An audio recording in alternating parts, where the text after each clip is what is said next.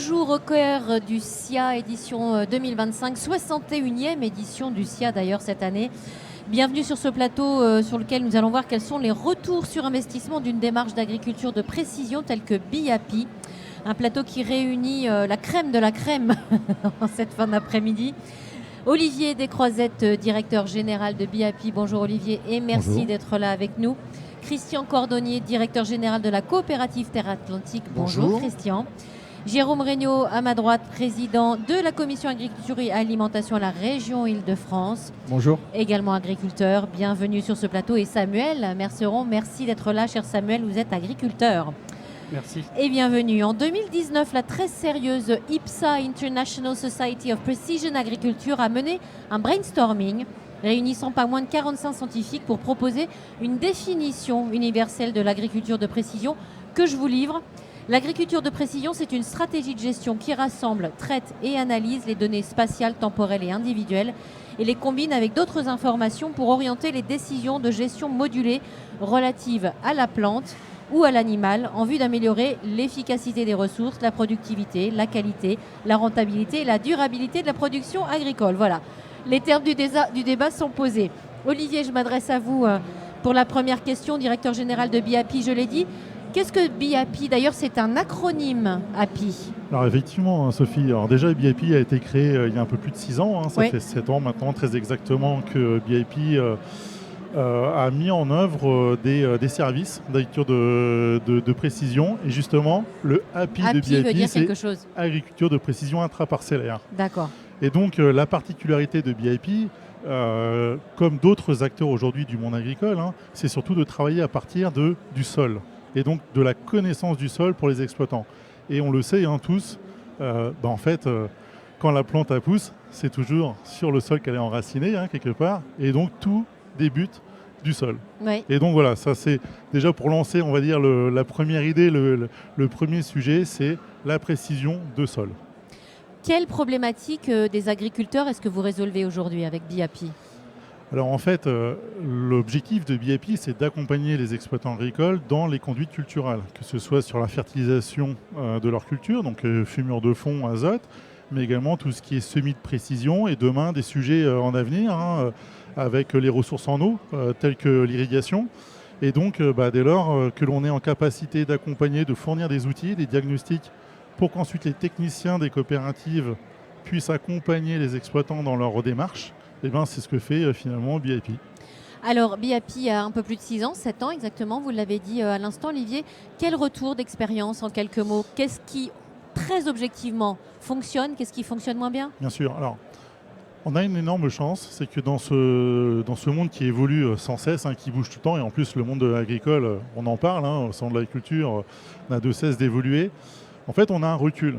On a un recul technique, agronomique via BIAPI et on a la capacité de pouvoir échanger avec les exploitants pour comprendre quel est le bénéfice des services BIAPI.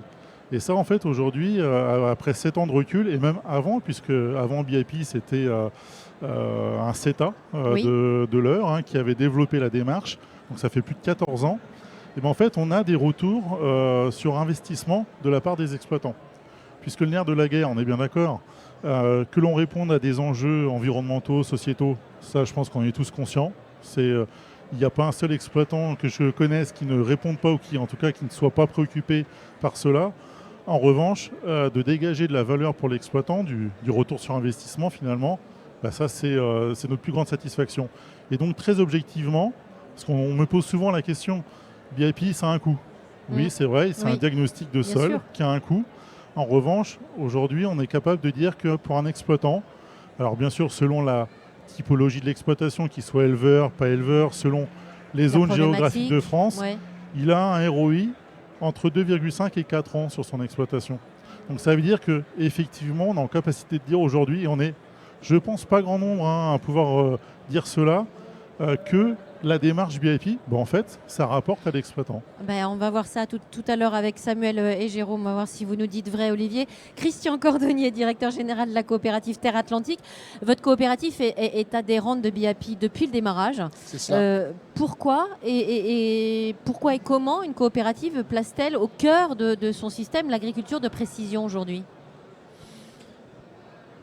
Parce que connaître son sol et connaître les différences entre les types de sols dans une parcelle, ça paraît indispensable aujourd'hui pour conduire les cultures et pour permettre d'optimiser et essayer d'être un peu plus régulier en termes de potentiel sur une parcelle. Le pourquoi, c'est ça. Le deuxième pourquoi, c'est parce qu'on avait déjà, la fourniture du signal de précision à nos agriculteurs au centimètre près.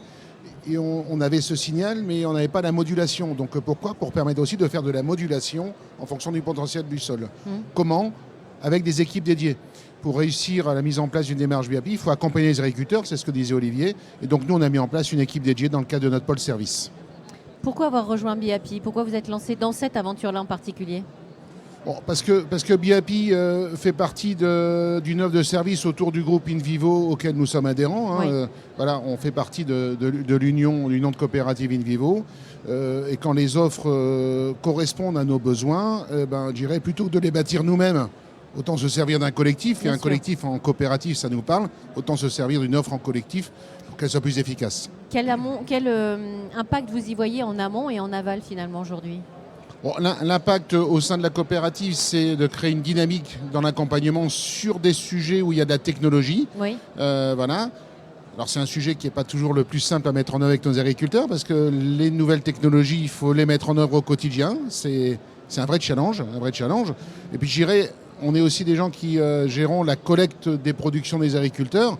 Tout ce qui permet d'être un peu plus homogène, un peu plus régulier, permet de mieux gérer aussi à la fois le résultat des exploitations et le fonctionnement des entreprises coopératives. Oui, vous me disiez, ce qui marche, en effet, c'est l'effet de la dynamique de groupe qui est engagée. Et ce qui est plus compliqué, c'est de rendre facile l'utilisation et la connectivité des outils pour les agriculteurs aujourd'hui. Oui, l'agriculteur, ils ne sont pas tous agiles avec des tablettes dans les tracteurs. C'est pas leur métier premier, surtout. Voilà. Ouais. Donc leur métier, c'est de produire et nous, on doit les accompagner pour utiliser des nouvelles technologies au quotidien.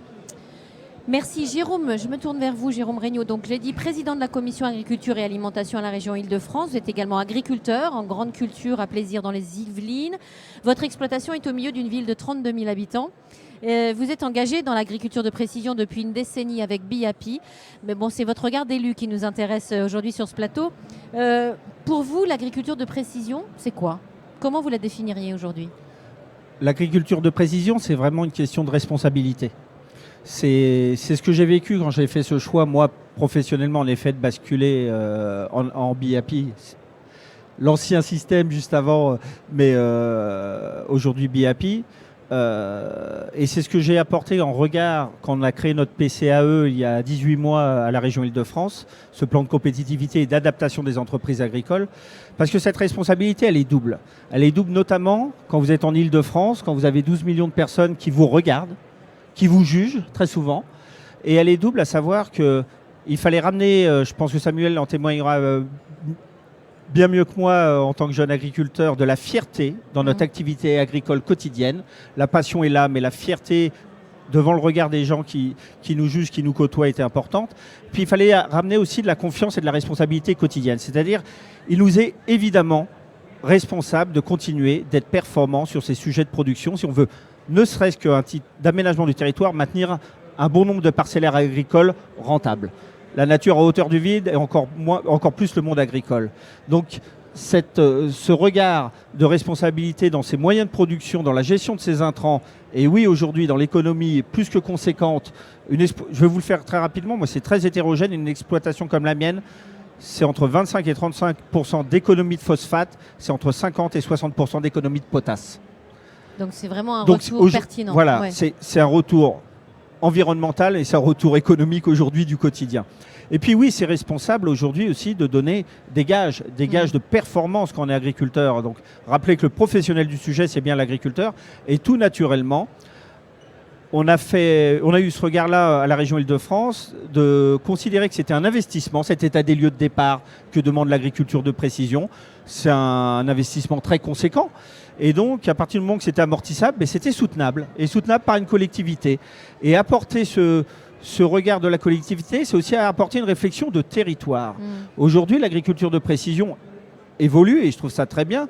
Mais moi, je me suis, au niveau de mon territoire, très ponctuellement engagé. Je ne vais pas dire que je suis tout seul. et mes collègues qui m'entourent sont des professionnels responsables également. Mais globalement, ces impacts que je mesure seulement économiquement sur ma ferme, comment ils vont se mesurer sur l'environnement autour si on n'a pas ce regard territorial? Et l'avantage avec ce PCAE, c'est qu'on a pu avoir un engagement, c'est près de 4500 hectares qui sont en train de passer en agriculture de précision en Île-de-France, principalement à l'ouest, par la dynamique du PCAE. J'espère que ça va porter ses fruits, donner envie d'autres collectivités, mais dès le niveau interco, dès le niveau départemental, évidemment au niveau régional. Et même, j'ose le dire, à des partenaires du monde agricole, partenaires avec des guillemets, parce que quand on pense souvent agence de l'eau, on pense punition en agriculture. On pense à nos taxes de pollution diffuse et pas un retour de responsabilité sur nos territoires. Et je pense que ces réflexions territoriales de bassin versant, notamment sur un engagement d'agriculture de précision, feraient gagner beaucoup de choses à beaucoup de monde. Dites-nous, Jérôme, comment la région Île-de-France accompagne concrètement les exploitations en les embarquant vers cette agriculture de précision? En effet, pour être concret, si on revient sur le PCAE, c'est une hauteur de 80% qui était couvert là sans plafond sur le diagnostic de l'exploitation. Et avec certains plafonds, c'était également un soutien à 80% de la valeur de l'investissement sur le matériel, sur la partie innovation, précision que vous mettiez. Je pense évidemment à un distributeur d'engrais. Oui. Évidemment, on ne va pas payer la caisse du distributeur, mais par contre, on va accompagner tout ce qui permet la modulation intraparcellaire. Est-ce qu'on peut mesurer sur la région le retour sur investissement aujourd'hui? Est-ce que c'est mesurable? Est-ce qu'on a des chiffres le retour sur investissement environnemental. Mais pour répondre en effet au sujet du jour, l'impact environnemental, on va le mesurer assez rapidement avec ce grand engagement parce qu'il va être plus facile territorialement, j'y reviens, d'avoir le recul. Mais le retour sur investissement, il va être à terme, je le disais, en remettant de la fierté dans les fermes, en remettant une bonne image et donc de la perspective et donc des projets d'installation en place. Et puis le retour d'investissement, quand vous êtes à la responsabilité de la commission agriculture en région Île-de-France, il est sociétal. Vous l'avez dit un petit peu en introduction. Il est bien sûr sociétal, c'est-à-dire qu'on redonne de la fierté, on redonne de la confiance, on redonne du bien vivre ensemble. Je peux vous dire que c'est aussi pointu techniquement l'agriculture de précision que assez facile à vulgariser en réunion publique. Quand je sors un fichier de modulation et que je l'explique, et on aura l'occasion d'avoir une très belle journée ensemble très bientôt en plaine de Versailles sur l'invitation de Valérie Pécresse le 12 mars. On va faire toute une thématique de l'innovation en agriculture qui va être techniquement posée sur l'agriculture de précision sur une visite de terrain. Et quand vous êtes entouré en plaine de Versailles, par exemple, par autant d'administrés qui s'interrogent, qui ont besoin de reprendre confiance dans votre professionnalisme, vous cochez toutes les cases avec l'agriculture de précision. Et vous m'avez dit avoir à l'heure actuelle 4 à 5 000 hectares de souhaits d'engagement sur la région. Ça veut dire quoi? Ça veut dire que c'est 4 à 5 000 hectares qui ont été, sur lesquels il y a eu des dossiers déposés, qui sont en attente de réponse. Pour la plupart, vu que la région a déjà donné l'autorisation d'engagement, ça permet, avant de recevoir l'aide, de pouvoir payer la facture et de partir.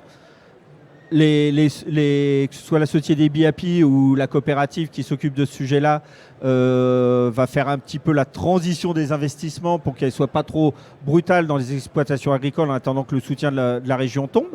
Mais globalement, ils sont déjà engagés, c'est-à-dire on est déjà dans les diagnostics sur ces 4 à 5 000 hectares aujourd'hui. Alors, c'est un temps long, cet investissement-là. On va récolter, on va dire, les premiers fruits sur la moisson 2026. Oui. Samuel, merci d'être là. Samuel Merceron, vous êtes agriculteur, vous êtes dans la céréale, vous êtes basé dans les Deux-Sèvres, surface de 450 hectares. Vous êtes entré dans le programme BIAPI quasiment dès le début, il y a 6 ans environ. On aimerait avoir alors votre validation sur tout ce qui vient d'être dit ou non. Quel est votre retour d'expérience, Samuel, sur ce programme BIAPI? Alors le programme déjà il est rentré sur la ferme familiale. Oui. Donc à l'époque mon père était tout seul dessus. Mon père avait 56 ans. Il était adepte de ça aussi, il aimait, donc on est parti. Il était dans l'agriculture de précision, vous voulez dire? Alors il en faisait déjà avec de la modulation d'azote via des drones. Ouais. Et donc il aimait ça, et la jeunesse arrivant derrière, on est parti avec BIAPI, accompagné par la coopérative. Ouais. Donc nous, la coopérative de Faille-sur-Ardin. Et donc on est parti en 2019 effectivement sur cette première base-là, et l'exploitation a grandi depuis, elle s'est agrandie, on a fait beaucoup d'échanges parcellaires avec nos voisins sur la commune. D'accord. Et du coup l'investissement a été fait dans le souhait de connaître au mieux les parcelles dues aux échanges, aux reprises d'exploitation. Alors, le programme, pardon, je vous coupe, mais le programme BIAPI, ça coûte de l'argent. C'est quoi concrètement en termes d'investissement au départ et est-ce que vous avez été aidé? Comment ça s'est passé?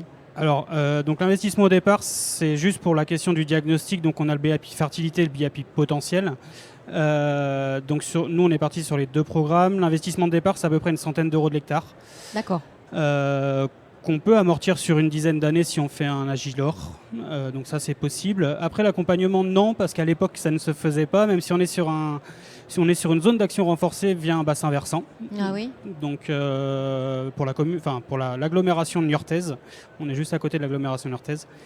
Et après, à l'année, on est à peu près entre 20 et 25 euros de conseils annuels pour pouvoir avoir les cartes de modulation et l'accès BIAPI sur l'application SMAG. Alors, 6 ans après, on regarde dans le rétro et alors qu'est-ce qu'on se dit? Retour sur investissement, Le retour sur investissement, il est compliqué à palper, j'ai envie de dire. à mesurer, ouais.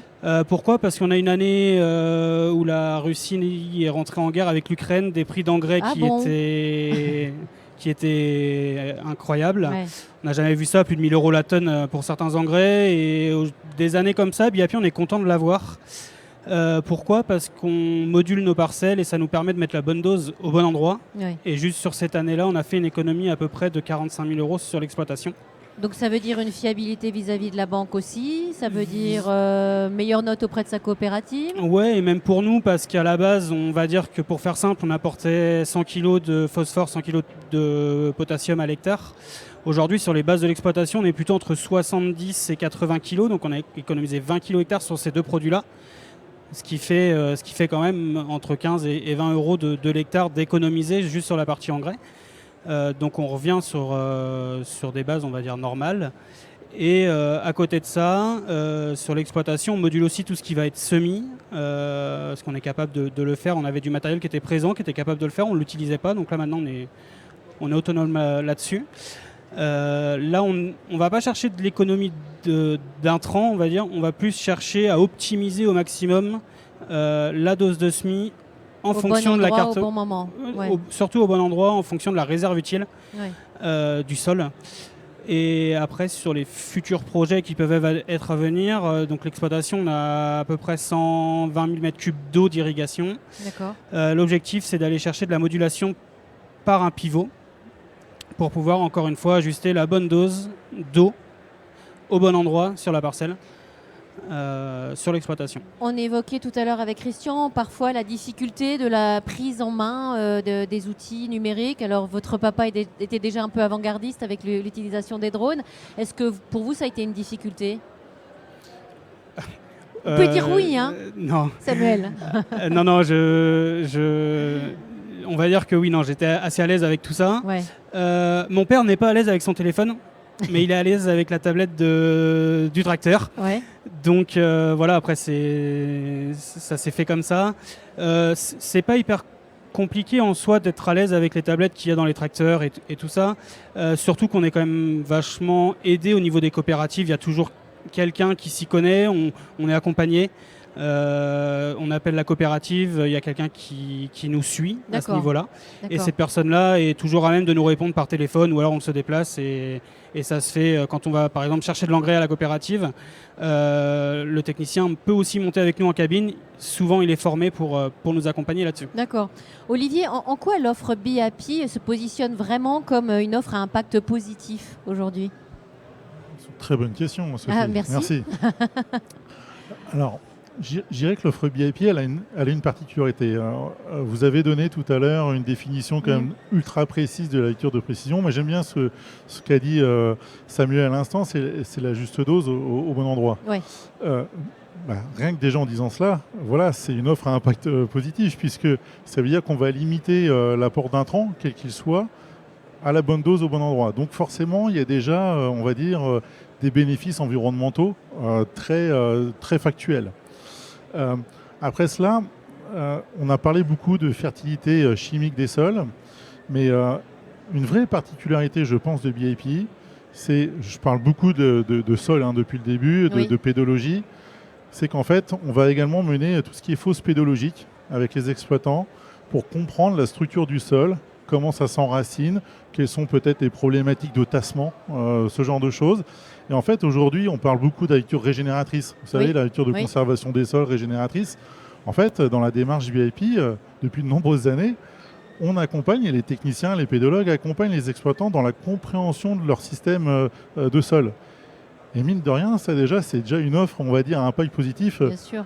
très simple à comprendre. C'est reprendre la main sur son sol, comprendre comment le travailler. Il y a des cartes. C'est très didactique, une carte. Il suffit de regarder la carte, de voir, on va dire, les potentiels où ça fonctionne mieux que d'autres. Et puis, avec le pédologue, vous ouvrez la fosse pédologique. Et là, je dirais, c'est un champ des possibles qui s'ouvre à vous. Vous comprenez, vous voyez le racinaire. Vous vous dites, tiens, pourquoi mes racines vont plus profondément à tel endroit ou à tel endroit? Pourquoi ça pousse mieux à tel endroit qu'à un autre? Et en fait, le dialogue, l'échange s'instaure. Et c'est là que on commence à faire du conseil avec l'exploitant. Jérôme, avec votre casquette d'agriculteur cette fois-ci, est-ce que vous êtes d'accord avec ce que dit Olivier? Est-ce que ça ouvre un champ des possibles? Je partage Aujourd'hui. complètement et je me faisais même la réflexion que l'agriculture de précision, c'est l'anti-agriculture intégrée. On pourrait croire, on pourrait demander à une coopérative, mais pourquoi pousser vos agriculteurs à moins d'intrants en développant ces sujets-là? On va Mais c'est poser la l'inverse. question à Christian. Vous remettez de l'agronomie. Je suis administrateur de COP, donc je le travaille beaucoup aussi. On remet de l'agronomie au cœur des exploitations. Et donc on investit sur l'avenir, on maintient nos agriculteurs, on donne des perspectives, on donne envie à des jeunes de se développer sur ces sujets-là. Et globalement, c'est une responsabilité de coopérative, c'est une responsabilité de territoire, mais réellement, c'est l'anti-agriculture intégrée. C'est-à-dire vous remettez le sujet technique, l'agronomie, au service du professionnel agriculteur et vous l'accompagnez dans ses choix et non pas lui dicter un modèle. Est-ce que c'est un bouleversement de métier pour autant? Un peu? C'est la meilleure des évolutions en tout cas. Ouais. Pour le technicien, déjà de coopérative, c'est un vrai bouleversement. Et je pense Ouais. que Christian pourrait en Christian. témoigner. C'est une nouvelle approche. Et pour autant, un technicien, dans le mot technicien, il y a technique. Donc, c'est comment j'accompagne mon exploitant dans de l'agronomie, dans la connaissance de ses sols. Ça paraît évident. Pour autant, aujourd'hui, les techniciens, moi je dis souvent, sont des très bons conseillers sur les intrants.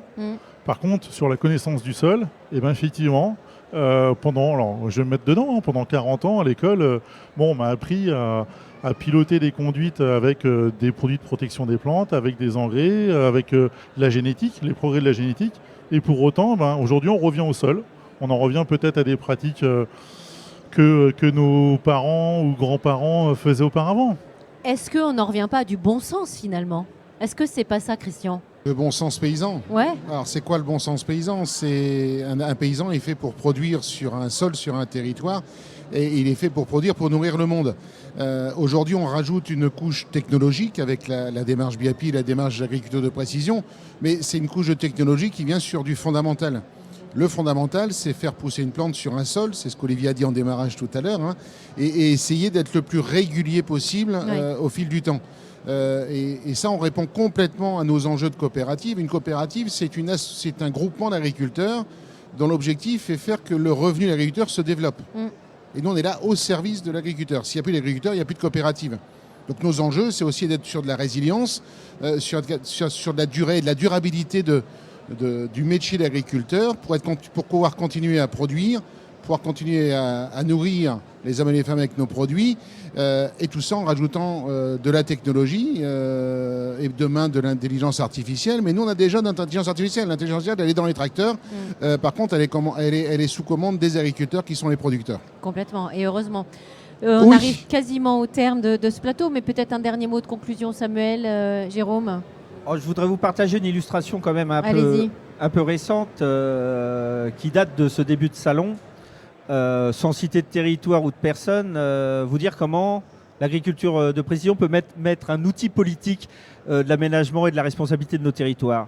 J'apprends sur un secteur d'Île-de-France qu'un syndicat des eaux, avec quelques moyens, vous savez qu'aujourd'hui, les syndicats des eaux ont un droit de préemption, et que simplement, au titre de ce droit de préemption, en montrant les muscles, en montrant la force, ils se permettent, on est beaucoup en faire-valoir indirect, on est beaucoup en fermage, à 70% de moyenne en Île-de-France, mais ils se permettent de passer dans le dos de certains fermiers et de démarcher carrément sur des secteurs entiers les propriétaires pour leur proposer à un prix qui va en plus déstabiliser le marché, de porter le foncier et demain imposer un modèle agricole, sûrement un modèle agricole décroissant, parce que je pense qu'ils ont encore un regard passéiste des évolutions dont on est en train de parler. Et globalement, j'ai sollicité le préfet, le président de département, et leur ai dit, avant qu'il y ait un drame syndical, réunissons-nous. Si vous avez ces budgets-là, dépensez-les bien et activement. Ayez une logique de territoire et une incitation positive aux évolutions des pratiques agricoles. Et vous voyez, on est vraiment dans l'actualité. On parlait tout à l'heure de retour sociétal. Oui, c'est aussi un argument politique demain de remettre la responsabilité, le terme de professionnel quand on parle d'un agriculteur. Samuel, un tout dernier mot peut-être ? C'est plus demain, qu'est-ce qu'on va pouvoir faire de plus, nous, sur l'exploitation ? Ouais. Parce qu'on travaille quand même déjà bien sur la modulation en phosphore, potasse, enfin tous les éléments qu'on peut apporter. Donc nous, la réflexion, elle est plus demain sur le travail au niveau des couverts végétaux. D'accord. Donc moi, aujourd'hui, quand je sors les pendeurs d'engrais, je sais ce que je fais, je sais ce que je mets, au kilo près. Donc je suis plutôt satisfait de ça, on est plutôt satisfait de ça sur l'exploitation. Et demain, on va essayer de travailler maintenant sur autre chose. On a déjà fait cette étape-là et on en est très satisfait. Bravo en tous les cas, tous les quatre. Merci beaucoup pour la grande pertinence et la grande qualité de vos propos. Merci messieurs, merci à vous de nous avoir suivis. Merci beaucoup. Merci beaucoup.